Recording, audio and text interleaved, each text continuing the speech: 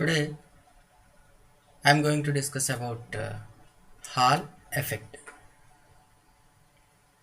When a semiconductor carrying current I is placed in a magnetic field B, which is perpendicular to direction of current, an electric field is developed across the material in a direction perpendicular to both the current direction and magnetic field direction. This phenomenon is known as Hall effect. Suppose I have to consider a semiconducting material, sample material, apply current along x-axis. This refers x-axis I, current I enters, and along z-axis apply magnetic field. Then this substance develops an electric field along the y direction. So this phenomenon is called Hall effect. Now explanation. Consider a piece of semiconductor in which current passing along x-axis like this. When a magnetic field B applied along z direction here, an electric field is developed along y direction. It develops like this. Now if the sample is p-type semiconductor, then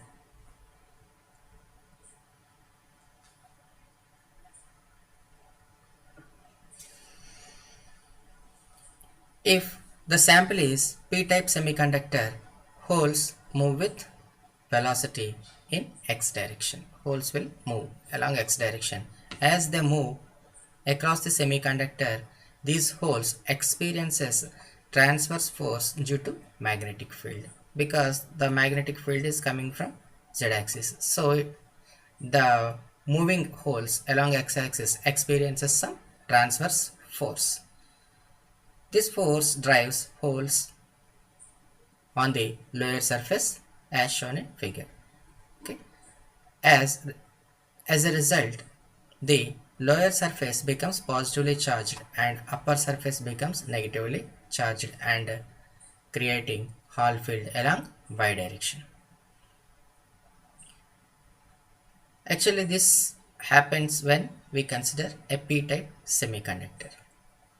Now we have considered here this is n-type semiconductor. That means this description exactly matches with this diagram. So don't write this p-type para in your examination. For understanding purpose only, I explained you. If the sample is n-type semiconductor, the electrons move with velocity along x direction. This electrons moves along x direction. As they move across the semiconductor, these electrons experience a transverse force due to magnetic field, because the magnetic field is coming origin to along z direction. This force drives electrons in the lower surface as shown in figure here. As a result, the lower surface becomes negatively charged and upper surface becomes positively charged and creating Hall field along y direction. That means along y direction. Y direction means here towards y dash. That means towards the negative y direction. So here by seeing this para and this para, if this is p-type material, then at the lower surface it develops positively charged. For n-type material, lower surface becomes negatively charged. So by doing this experiment, we can find the nature of the semiconductor, whether that it belongs to p-type semiconductor or n-type semiconductor.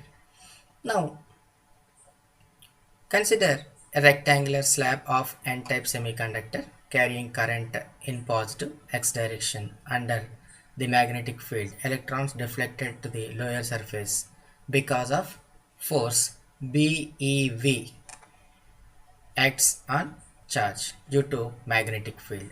B means magnetic induction, E means charge, V means velocity. Field and upper surface gets positively charged because of this electric field, a force E into EH. E refers charge of the electron. EH means Hall field. That means it develops some electric field. This is induced field. Okay. So acts on electrons in upward direction. The two opposing forces BeV and EBH establish one equilibrium. That means one force acts towards the downward direction and one force acts along the upward direction. So equate these two forces BeV and EEH.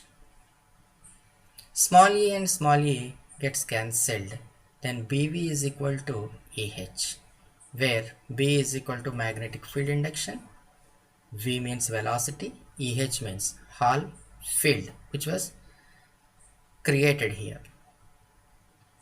created by this semiconductor sample material. Let J be the current density, then J is equal to minus NeV, then V is equal to minus J by Ne. This is equation number 2. From equation 1 and 2, now equate these two equations, substitute equation 2 in equation 1, then put minus J by Ne instead of V, then minus Bj by Ne is equal to EH. This is equation number 3. Hall effect depends on the current density J and the magnetic field B. Then EH is proportional to JB. Then EH is equal to RH into JB. This is equation number 4, where RH is Hall coefficient. Then from equation 3 and 4, this 3 and 4, compare 3 and 4, we get for n-type semiconductor RH is equal to minus 1 by Na. Here n is equal to electron density. This negative sign is used because the electric field developed in negative y direction. Similarly, for p-type semiconductor, RH is equal to 1 by Pa, where P is equal to hole density. Now determine the Hall coefficient. If VH be the Hall voltage across the sample of width B, this VH, this is, it develops electric field of VH across the semiconductor. Then EH is equal to VH by B, where B is width of the semiconductor. From equation 4 and 7, from equation 4 and 7, we get RH into JB is equal to VH by B. Then VH is equal to RH into JB into B. This is equation number 8. If T be the thickness of the sample, then current density J is equal to I by A. Then VH is equal, now replace this J value with I by A. Then VH is equal to RH into I into B into B by A, where A is equal to BT. Okay, put this BT value here because A refers area, B means width, T means thickness. This, the product of these BT gives area. Then VT is equal to RH into I into B by BT. Then B and B gets cancelled. Then VH is equal to RH into IB by T. Similarly, RH is equal to VHT by IB, where Hall voltage RH means VH means Hall voltage, RH means Hall coefficient, I means current, B means magnetic field, T means thickness of the semiconductor specimen. Now, significance of Hall effect. By means of Hall effect, we can assess the type of semiconductor, whether it is N-type or P-type. Hall coefficient is negative for N-type. So we can determine the nature of the semiconductor by using this experiment, whether that belongs to N-type or P-type.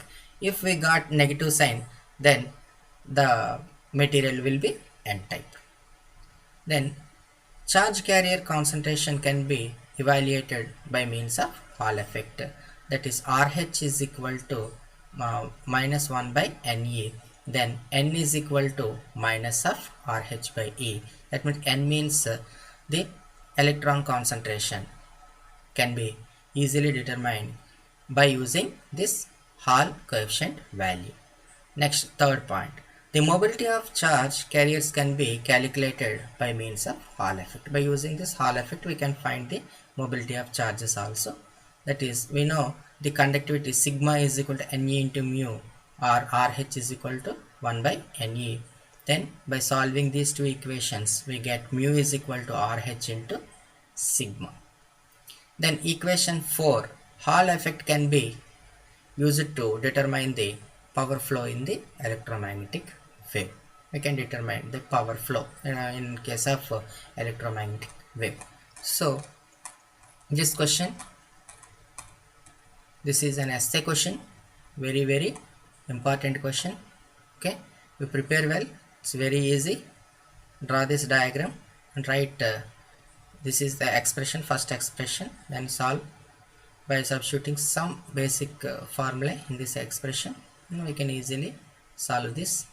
Finally, we have to find Hall coefficient and Hall voltage. If question asked like determine the Hall voltage, then we stop here. Then if question was asked like to determine the Hall coefficient, then you have to write RH is equal to. Okay, this is a very easy question. Okay, thank you, bye.